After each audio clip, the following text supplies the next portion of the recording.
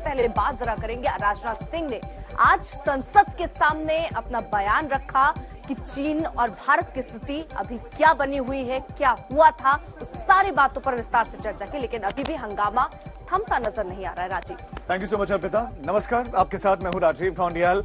रक्षा मंत्री राजनाथ सिंह ने संसद में बयान जरूर दिया है, लेकिन हंगामा थमा नहीं है। विपक्ष की मांग है कि संसद में, खासतौर पर कांग्रेस मांग करे कि संसद में इस विषय पर चर्चा होनी चाहिए। मलिक, और विपक्ष के संग्राम, बवाल और सवालों के बीच गृह मंत्री अमित शाह ने कांग्रेस पर बड़ा आरोप लगाया है। उसके बारे में भी आगे आपको बताएंगे। शुभांकर, इधर आपको बता दें कि जम्मू में चीन की हरकतों का विरोध हुआ है। डोगरा फ्रंट ने विरोध किया है और बैनर पोस्टर लिखकर चीन ने जो ये हरकत की है उसका विरोध आज जताया गया। हालांकि देश भर में अलग अलग हिस्सों में भी विरोध प्रदर्शन हो रहा है। आपके साथ मैं हूं शुभांकर। अगली खबर आशुतोष बताएंगे। शुक्रिया शुभांकर, शुक्रिया सभी साथियों का, सभी दर्शकों को बहुत नमस्कार। मैं आपके साथ आशुतोष चतुर्वेदी। देखिए, संसद में रक्षा मंत्री राजनाथ सिंह ने तवांग को लेकर बयान तो दिया है, लेकिन आज तक के पास एक बड़ी एक्सक्लूसिव और नई जानकारी मिली है। आपको बता दें, आज तक के पास जो जानकारी है उसके मुताबिक भारतीय सैनिकों ने 2 पोस्ट पर चीनी सैनिकों की जबरदस्त पिटाई की है। जी हां, ये जानकारी मिली है। और साथ ही आपको ये भी बता दें, उल्टे पैर भागने पर मजबूर हो गए चीनी सैनिक और डर के मारे चीन के पोस्ट पर उनके जवानों की तरफ से हवाई फायरिंग भी की गई है। जी हां, तवांग में जो कुछ भी हुआ उसको लेकर रक्षा मंत्री राजनाथ सिंह ने संसद में बयान दिया, लेकिन हम आपको तवांग से जुड़ी कुछ नई और एक्सक्लूसिव जानकारी दे रहे हैं। आज तक के हाथों लगी जानकारी के मुताबिक सेना को इस बात की खुफिया जानकारी थी कि चीन नापाक हरकत कर सकता है। और देखिए, आपको बता दें, धकिया कर चीनी सैनिकों को पीछे खदेड़ा गया है। सूत्रों के मुताबिक 2 जगहों पर चीनी सैनिकों की जमकर पिटाई की है भारतीय सैनिकों ने।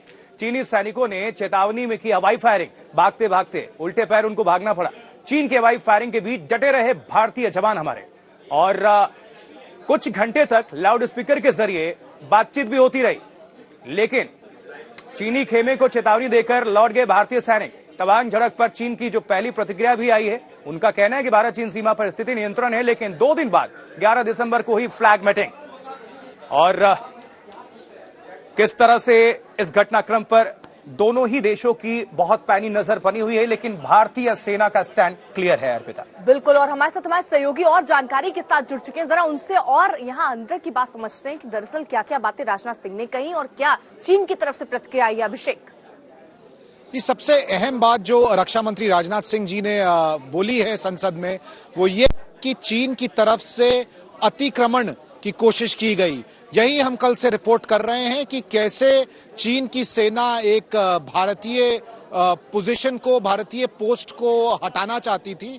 17,000 फीट पर एक माउंटेन पीक पर भारतीय सेना काफी समय से अपना जो है वर्चस्व बनाई हुई है, और यही बात शायद खल रही है चीन को। ये जो जगह है यांगसे, ये काफी सालों से एक फ्रिक्शन पॉइंट, फ्लैश पॉइंट रहा है। यहाँ पे इस तरह की झड़पें पहले भी हुई हैं, फेस ऑफ्स हुए हैं, लेकिन इस बार 9 दिसंबर को चीजें जो हैं काफी ज्यादा खराब हो गई थी। चीन की तरफ से पत्थरबाजी भी हुई, जो भारतीय सैनिक घायल हुए हैं। ज्यादातर कारण घायल होने का यही है कि पत्थरबाजी हुई थी।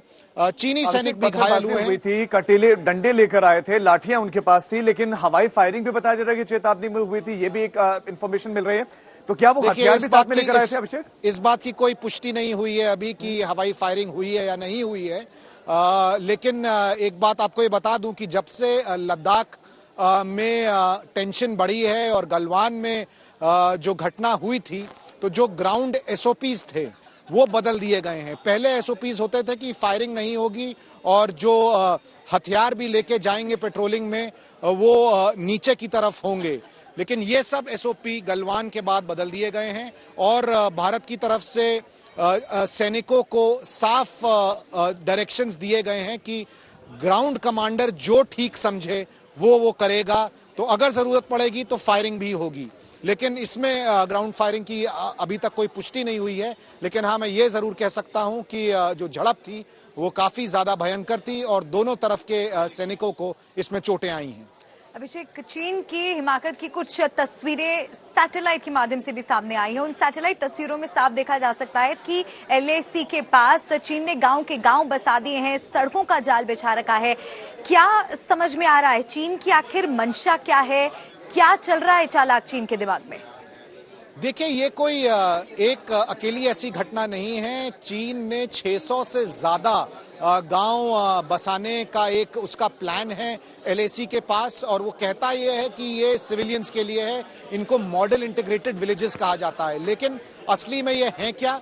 ये सिर्फ मिलिट्री इंस्टॉलेशंस हैं, उनके सैनिकों के लिए जगहें हैं, ताकि कि चीन जो है ज्यादा सैनिक यहां पे डिप्लॉय कर सके। ये यहां पे कोई सिविलियंस नहीं रह रहे हैं। जो भारत के पास इंटेलिजेंस इनपुट्स आती हैं वो यही है कि ये सिर्फ और सिर्फ मिलिट्री फैसिलिटीज हैं। यांगसे के सामने इस तरह के काफी जो है सेटलमेंट्स आए हैं, और देखा गया है कि पिछले एक साल में काफी ज्यादा यहां पे डिप्लॉयमेंट बढ़ा है। जो इंटीग्रेटेड आर्म्ड फोर्सेस की ट्रेनिंग है वो तवांग सेक्टर में बहुत ज्यादा बढ़ी हुई है पिछले एक साल में। तो पिछले एक साल में यहाँ पे चीनी गतिविधि काफी बढ़ी हुई थी। ठीक है अभिषेक, आप लगातार नजर बनाए रखिए, आपके पास हम फिर आएंगे, आपसे अपडेट लेंगे। लेकिन दर्शकों को हम बता दें कि आज इस पूरे विवाद को लेकर देश के गृह मंत्री अमित शाह ने पहले, और उसके बाद रक्षा मंत्री राजनाथ सिंह ने पहले लोकसभा में 12 बजे और 12:30 बजे राज्यसभा में जवाब दिया, और ये कहा कि पूरे देश को भारतीय जवानों के शौर्य पर भरोसा रखना चाहिए, क्योंकि चीन को उसी की भाषा में मुंहतोड़ जवाब दिया है, और जो हरकत उसने की थी उसके बाद उसे वापस खदेड़ दिया है।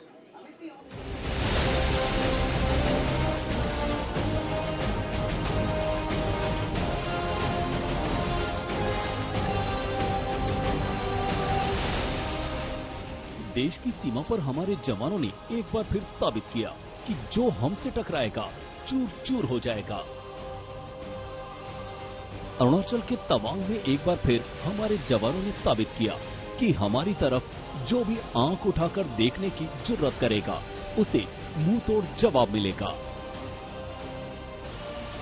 तवांग में जो कुछ हुआ उसे लेकर विपक्ष ने जब बवाल काटा, सवाल उठाए, तो रक्षा मंत्री राजनाथ सिंह ने संसद के दोनों सदनों में घटना की पूरी जानकारी दी। बताया कि 9 दिसंबर को चीन के जवानों ने जब अतिक्रमण की कोशिश की तो हमारे जवानों ने डटकर जवाब दिया और घुसपैठ करने वाले चीनी सैनिकों को वापस खदेड़ दिया। कि हमारे किसी भी सैनिक की न तो मृत्यु हुई है और न ही कोई गंभीर रूप से घायल हुआ है। इंडियन मिलिट्री कमांडर्स के टाइमली इंटरवेंशन के कारण पीएलए सोल्जर्स अपनी लोकेशंस पर वापस चले गए। अध्यक्ष महोदय, तवांग में एलएसी पर यथास्थिति बदलने की चीन की सैनिकों की कोशिश नाकाम रही। रक्षा मंत्री ने संसद को बताया कि दोनों देशों के कमांडर स्तर के अधिकारियों की बातचीत के बाद यथास्थिति फिर बहाल हो गई। इस घटना के पश्चात एरिया के लोकल कमांडर ने 11 दिसंबर 2022 को अपने चाइनीज काउंटर पार्ट के साथ स्थापित व्यवस्था के तहत एक फ्लैग मीटिंग की और इस घटना पर चर्चा की। चीनी पक्ष को इस तरह के एक्शन के लिए मना किया गया और सीमा पर शांति बनाए रखने के लिए कहा गया। इस मुद्दे को चीनी पक्ष के साथ कूटनीतिक स्तर पर भी उठाया गया है। राजनाथ सिंह से पहले गृह मंत्री अमित शाह ने हमारे जवानों की बहादुरी की तारीफ की। और जब तक भारतीय जनता पार्टी की मोदी सरकार चल रही है, 1 इंच जमीन पर भी कोई कब्जा नहीं कर सकता। कल अपने सेना के जवानों ने जो 8 की देर रात को और 9 की सुबह को जो वीरता दिखाई है, मैं इसकी भूरी भूरी प्रशंसा करता हूं। इन्होंने घुसे हुए सभी लोगों को कुछ ही घंटों में वापस खदेड़ दिया और हमारी भूमि का रक्षण किया। संसद में रक्षा मंत्री के बयान और गृह मंत्री के भरोसे के बाद भी विपक्ष का हंगामा जारी रहा और सवाल उठाए जाते रहे। ख्याल में कोई शक नहीं है कि चाइना की आंखें तवांग पे है और तवांग सेक्टर में हमें बहुत बहुत होशियार रहना है। जो आर्मी ने कल किया, मेरे ख्याल में पूरा देश का समर्थन के साथ किया है। और मैं तो राजनाथ सिंह साहब से ये भी कहा, हमारे रक्षा मंत्री के, कि इस विषय पे आप लोग एक साथ दिखाना चाहिए लोगों को, दुनिया को, कि भारत एक है। हर पार्टी के हर व्यक्ति जो है इस विषय पे हमारी फौज के साथ है। यहाँ जहाँ पे चाइना बॉर्डर है, कभी डोकलाम में होता है, कभी लद्दाख के पास, पेंगोंग झील के पास होता है, ये चल क्या रहा है और एक्सेप्ट करने को हम तैयार क्यों नहीं है। हम सारा विपक्ष देश की सुरक्षा में एक साथ आपके साथ खड़े हैं, लेकिन प्रधानमंत्री को पूरे देश को विश्वास में लेना चाहिए। तवांग में जो हुआ वो चीन का असली चेहरा है। शी जिनपिंग और उनका देश मुंह में राम और बगल में छुरी वाली कहावत का सबसे बड़ा पैरोकार है। कहने को चीन हमारा पड़ोसी है, मगर हर वक्त भेड़िए की तरह दबोचने की फिराक में रहता है, लेकिन उसे भी हमारे जवानों का अंदाजा है। अशोक सिंघल के साथ आज तक ब्यूरो। तो आसान शब्दों में संकेत और संदेश यही था कि भारतीय जवानों पर भरोसा रखिए, वो आपके भरोसे को कायम रखेंगे अपने शौर्य, अपने वीरता से। ऐसा ही होता रहा है और हमेशा ऐसा ही होता रहेगा शुभांकर, निश्चित तौर पर आपने सही कहा। लेकिन देखिए, संसद में तवांग को लेकर विपक्ष ने घेरने की कोशिश की तो गृह मंत्री अमित शाह ने मोर्चा संभाल लिया। उन्होंने कांग्रेस पर पलटवार किया और साफ तौर पर कहा कि संसद के अंदर प्रश्नकाल को स्थगित करवा दिया कांग्रेस ने, और ऐसा हमेशा से होता रहा है।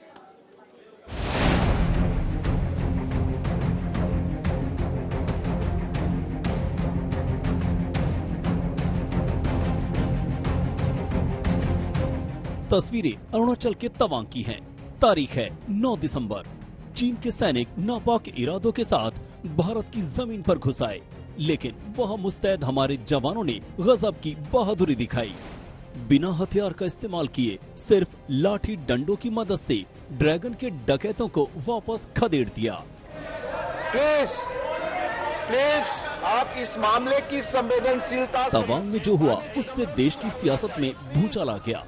कांग्रेस ने सरकार से सवाल पूछे और सदन में चर्चा की मांग की। विपक्ष के हंगामे की वजह से संसद का प्रश्नकाल स्थगित करना पड़ा।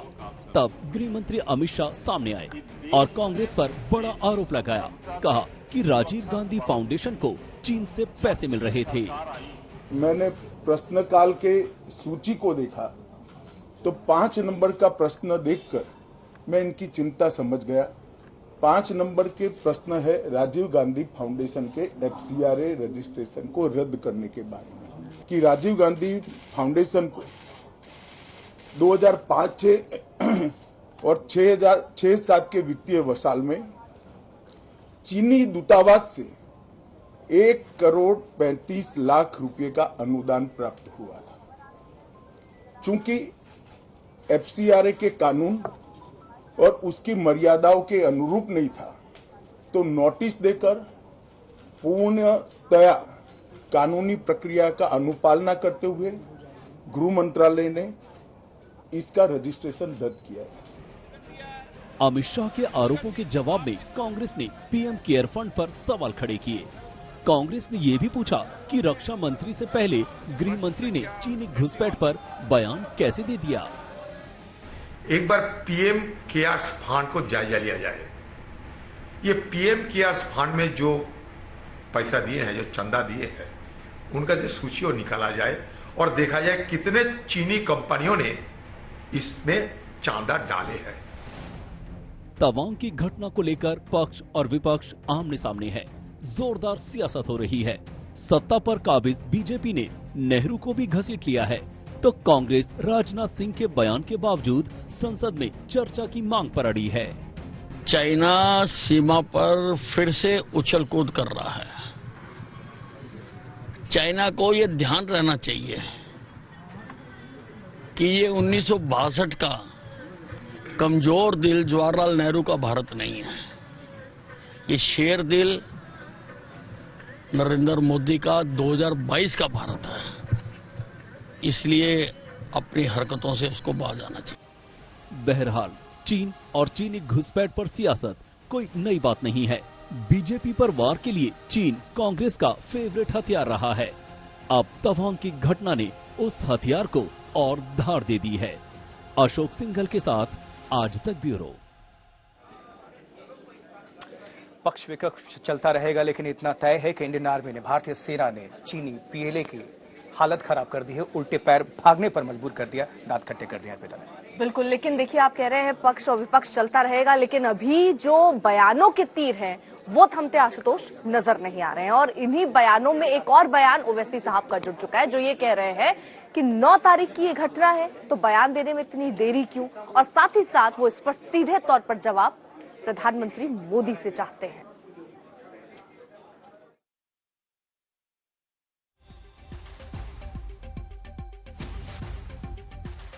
आया है और उन्होंने ये सवाल उठाया कि ऐसा ही चला तो सियाचिन भी हाथ से चला जाएगा। ओवैसी ये कह रहे हैं 9 दिसंबर की घटना है, तो बयान आने में इतनी देरी क्यों हुई? क्या विपक्ष के दबाव के बाद आज बयान देने के लिए सामने आना पड़ा राजनाथ सिंह को?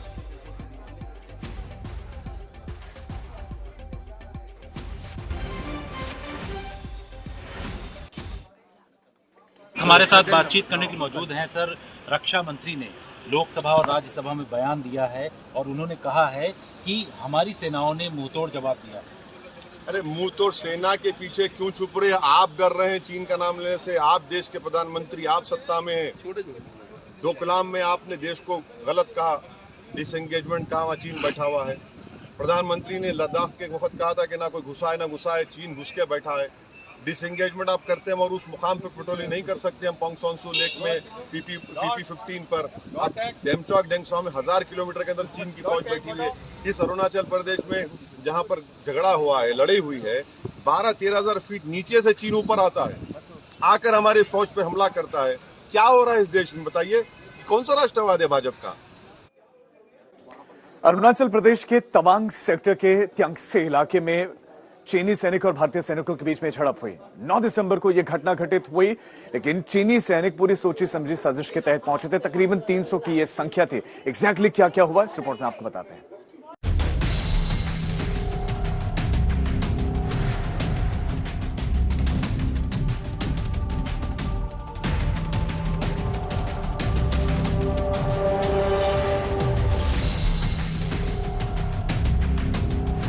पहले गलवान,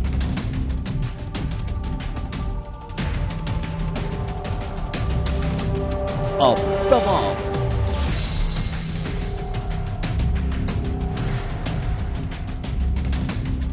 तीस महीने बाद चीन का फिर विश्वासघात।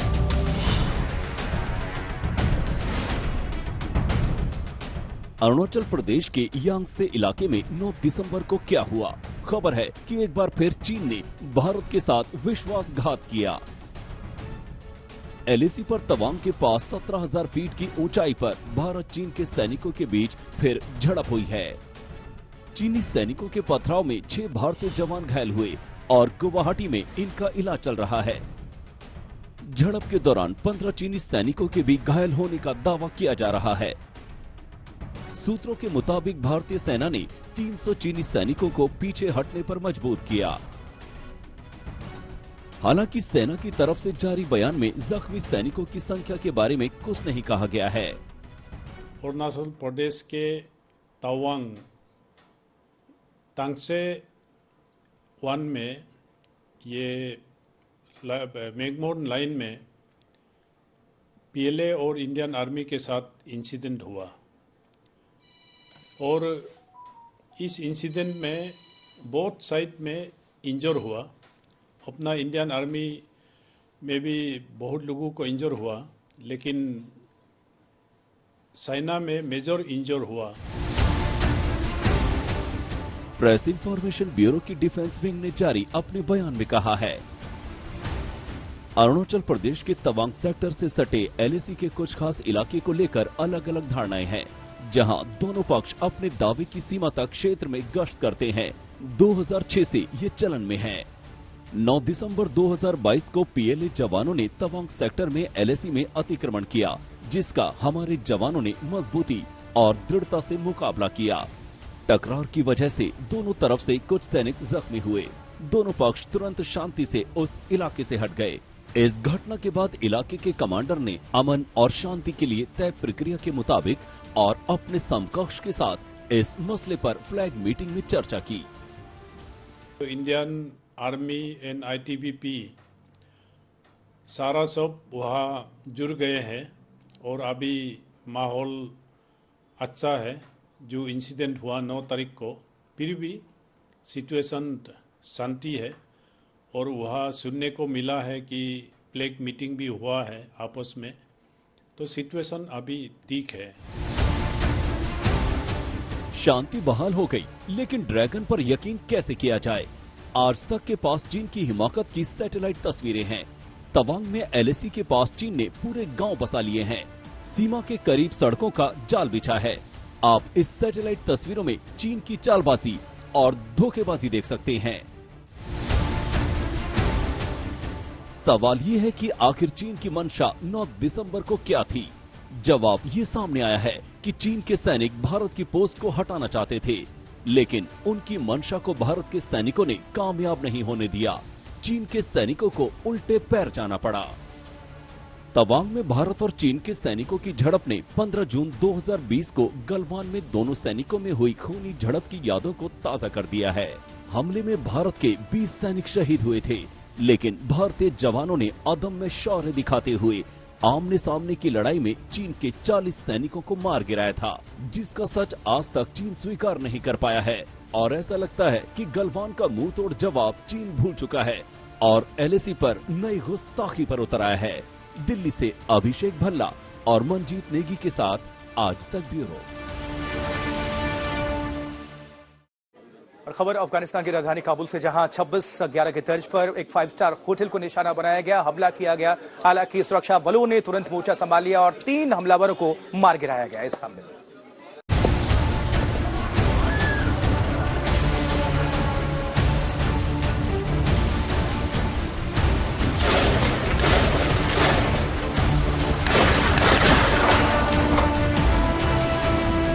धुएं का गुबार,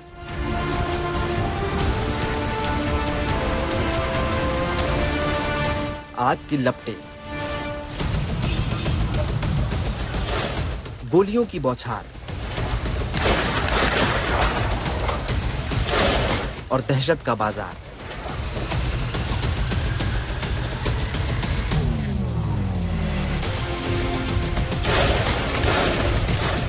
ये तस्वीरें अफगानिस्तान की राजधानी काबुल की हैं, लेकिन याद मुंबई में हुए 26/11 आतंकी हमले की दिलाती है।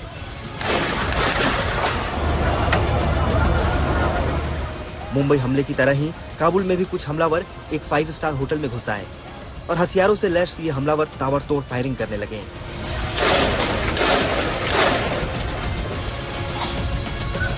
होटल के भीतर धमाके की आवाजें सुनी गईं। देखते देखते 5 सितारा होटल से भी ताज होटल की तरह लपटें उठने लगी।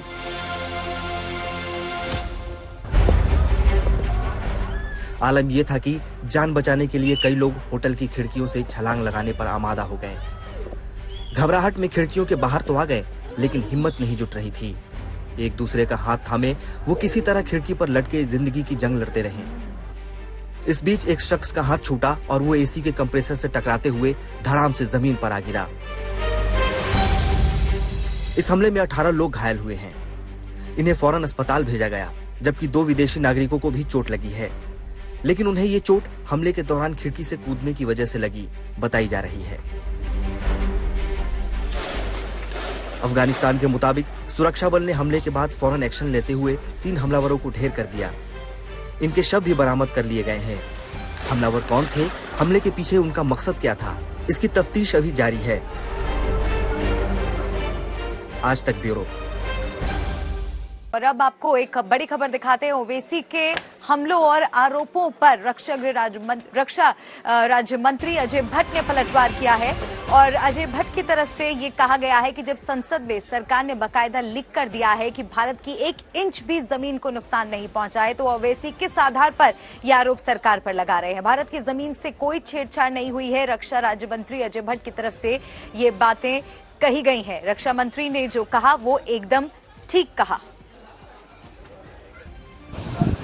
देखिए, जो बयान माननीय रक्षा मंत्री जी ने दिया है परफेक्ट है, पूर्ण है, सत्य है। इससे ज़्यादा मैं कुछ नहीं बोलना चाहता हूँ। विपक्ष की जहाँ तक बात आप कहते हैं, 370 हटाई, विपक्ष ने क्या कहा पूरा देश जानता है। 35 ये हटाई, विपक्ष ने क्या कहा सब जानते हैं। सर्जिकल स्ट्राइक हुआ, एयर स्ट्राइक हुआ, विपक्ष का रवैया क्या था सब जानते हैं। जो हमारा पड़ोसी देश प्रश्न कर रहा था वही हमारे यहाँ के विपक्ष के लोग प्रश्न कर रहे थे, आप सब जानते हैं। CAA लागू करी, क्या बोला गया विपक्ष द्वारा, सारे लोग जानते हैं। विक्रांत INS को जो 20,000 करोड़ रुपए से बना हुआ है, आज देश को समर्पित किया, इंडिजिनस है, प्योर भारतीय है, उसके लिए बकअप कितने लोगों ने कहा, धन्यवाद कितने लोगों ने दिया, जबकि आज हम महाशक्तियों में शामिल हो गए हैं। विपक्ष का रवैया हमेशा यही है। मैं इतना ही निवेदन प्रार्थना कर सकता हूं विपक्ष से कि पक्ष और विपक्ष लोकतंत्र के 2 बहुत ही मजबूत पहिए होते हैं। और अब आपको बताते हैं कि आखिरकार 9 तारीख को क्या हुआ था, कैसे चीन के 300 सैनिकों ने घुसपैठ करने की कोशिश की और उसके बाद भारतीय जवानों ने साहस पराक्रम दिखाते हुए कैसे उन्हें वापस वहां से खदेड़ दिया।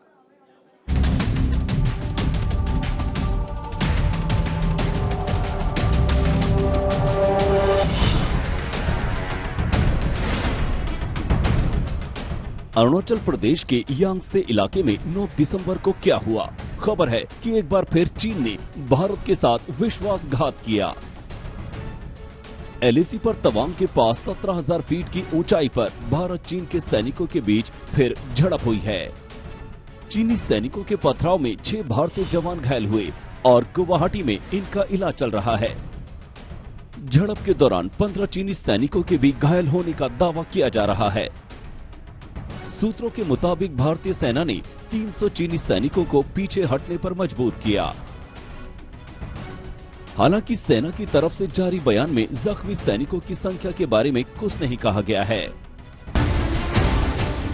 प्रेस इंफॉर्मेशन ब्यूरो की डिफेंस विंग ने जारी अपने बयान में कहा है, अरुणाचल प्रदेश के तवांग सेक्टर से सटे एलएसी के कुछ खास इलाके को लेकर अलग अलग धारणाएं हैं, जहां दोनों पक्ष अपने दावे की सीमा तक क्षेत्र में गश्त करते हैं। 2006 से ये चलन में है।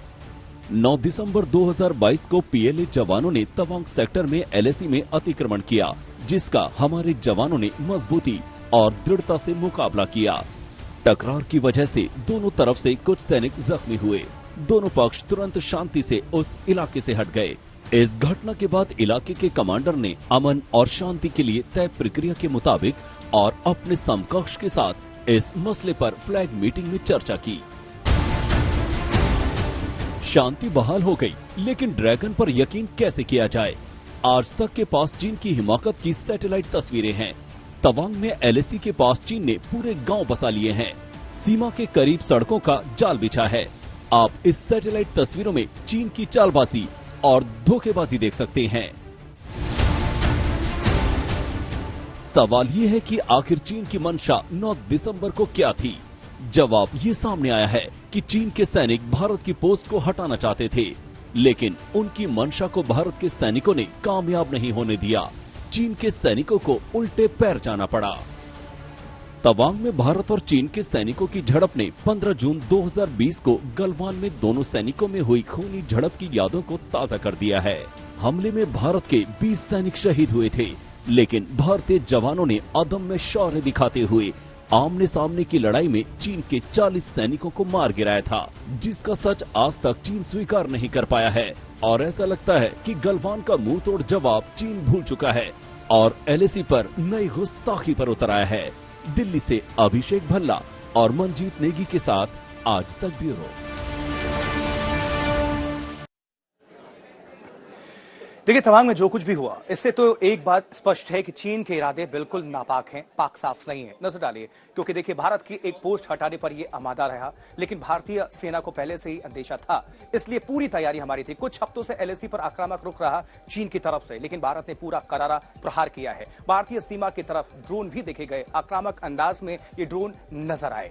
ये भी एक पहलू है। भारत ने जवाब में सुखोई 30 भेज दिए। अब चीन इससे तिलमिला गया। सबसे बड़ी बात, कम से कम 3 बार सुखोई की उड़ान नजर आई और उसकी गर्जना देखने और सुनने को मिली। आक्रामक अंदाज में मुंहतोड़ जवाब, करारा प्रहार जिसे पलटवार कहा जाता है, वो भारत की तरफ से हमें देखने को मिला। लेकिन सबसे बड़ी बात, ये झड़प क्यों हुई, ये जानना, इसके पीछे क्या कुछ है, ये जानना बेहद जरूरी है। चीन में देखिए जीरो कोविड पॉलिसी है और इससे जनता में काफी रोष है, इसलिए कह सकते हैं कि ध्यान भटकाने की एक साजिश भी हो सकती है। पूरी रिपोर्ट स्पेशल आपके लिए।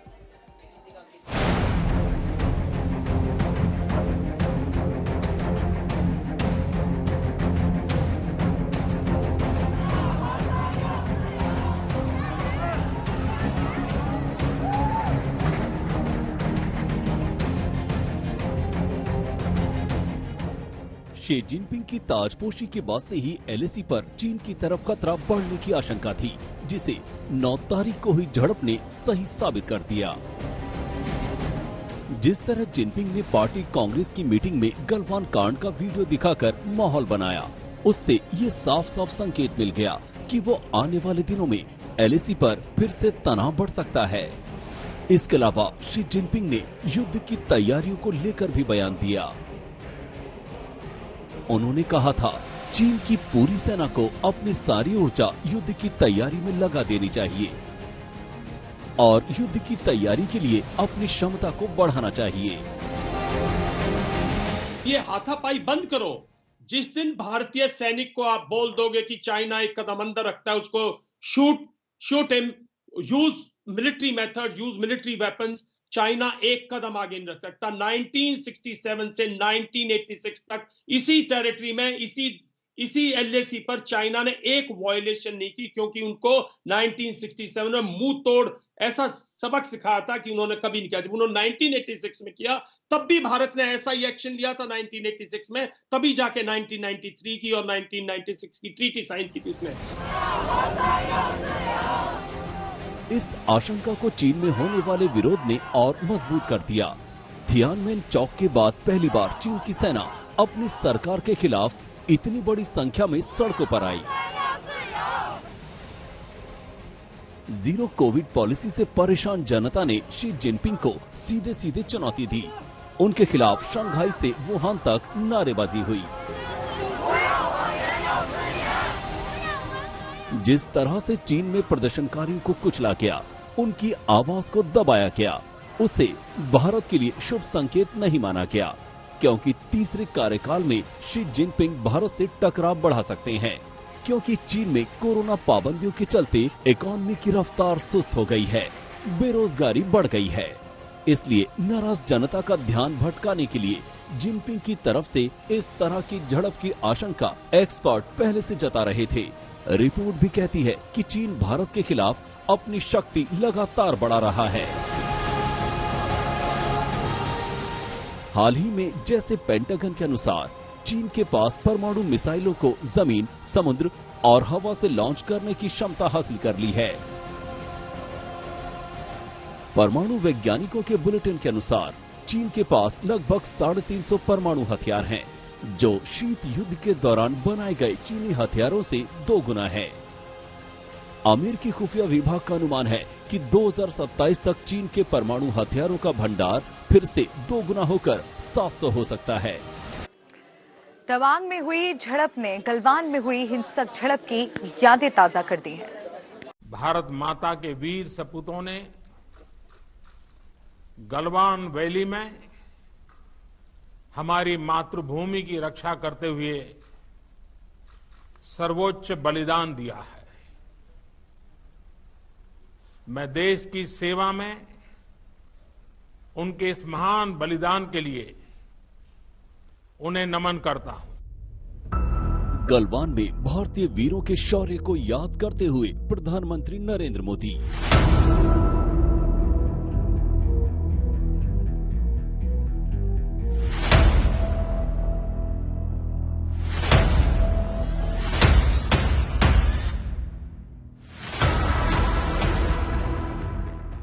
गलवान में भारतीय फौज का शौर्य इतिहास के गौरवशाली पन्नों में शुमार है। बार बार 1962 की जंग की याद दिलाने वाले चीन को 15 जून 2020 को देश के वीर सपूतों ने गलवान में ऐसा मुंह तोड़ जवाब दिया था, जिसके सदमे से चीन उबरा नहीं है। उस रात सरहद की रखवाली कर रहे 16 बिहार रेजिमेंट के जवानों ने आमने सामने की लड़ाई में चीन के 40 जवानों को मार डाला था, जिसे चीन अब तक छिपा रहा है। दरअसल दोनों देशों के बीच सहमति बनी थी कि दोनों देश के जवान विवादित इलाके से पीछे हटेंगे। 16 बिहार इन्फेंट्री रेजिमेंट के कमांडिंग ऑफिसर कर्नल संतोष बाबू 15 जून को जब हालात का जायजा लेने गलवान घाटी पहुंचे, तो वहां पोस्ट के साथ उन्होंने चीनी सैनिकों को मुस्तैद पाया। चाहे पेंगोंग सो का इलाका हो, चाहे गलवान का इलाका हो, चाहे हॉट स्प्रिंग कोंकला का इलाका हो, चाहे धेमचौक का इलाका हो, ये धक्का मुक्की करने की कोशिश करते हैं सिर्फ इसलिए कि हमको अपनी लाइन तक जाना है, ताकि वो वहां पर फोटो खींच सकें। फोटो खींचकर फिर अगली मीटिंग के अंदर दिखाते हैं कि जी हमारा इलाका वहां तक था, देखिए हमारे सैनिक। जब कर्नल संतोष बाबू ने वहां चीनी पोस्ट न हटने पर आपत्ति की, तो चीन के सैनिक पहले बहस और फिर झड़प पर उतर आए। चीन के जवान वहां सुनियोजित तैयारी के साथ मौजूद थे। वो कंटीले तार, बंधे डंडे और लोहे की रॉड के साथ मौजूद थे। हमले के लिए उन्होंने बड़े पत्थर भी जमा कर रखे थे।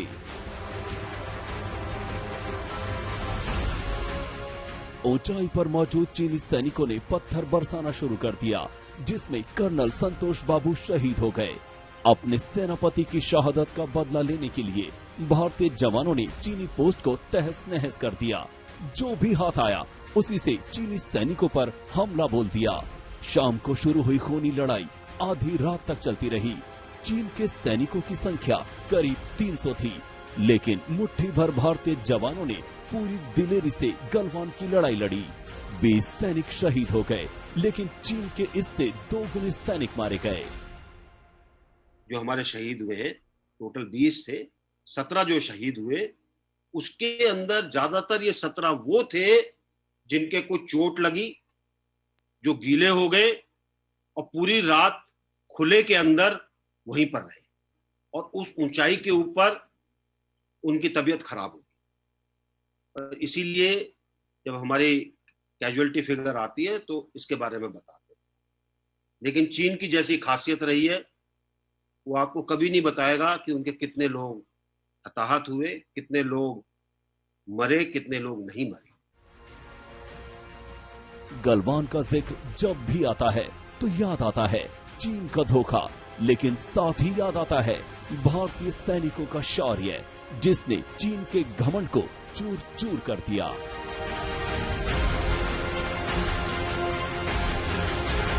आज तक ब्यूरो।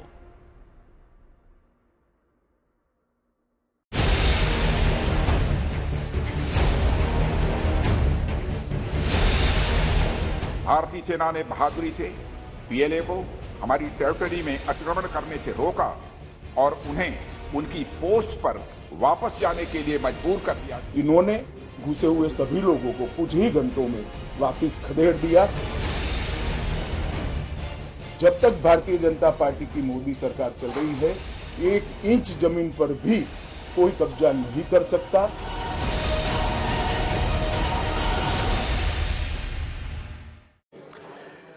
नौ दिसंबर की इस घटना को लेकर विपक्ष लगातार हमलावर है। मोदी सरकार को विपक्ष लगातार कटघरे में खड़ा कर रहा है।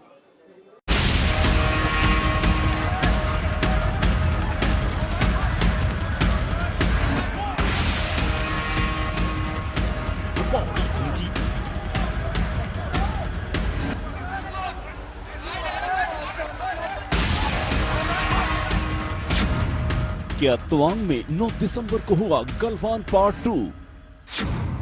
क्या तवांग में मामले को दबा रही है सरकार? क्या सरहद पर फिर बढ़ने लगी है हिमाकत?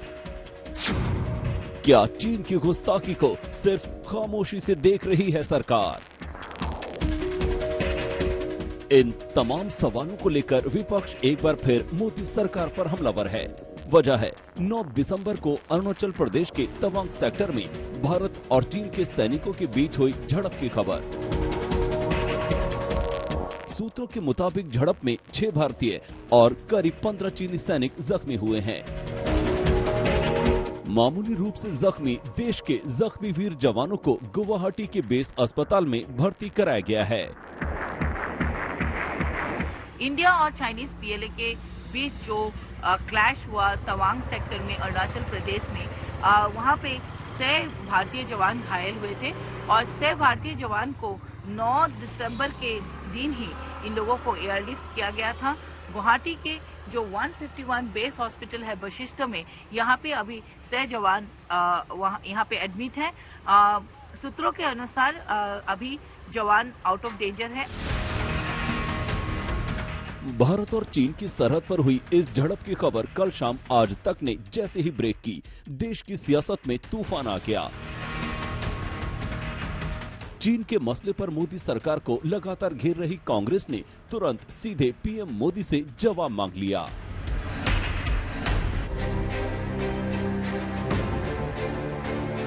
कांग्रेस ने आरोप लगाया कि जब चीन बुरी नजर से हमारे देश की तरफ देखता तो पीएम या तो खुलकर या अपनी चुप्पी से चीन को क्लीन चिट दे देते हैं।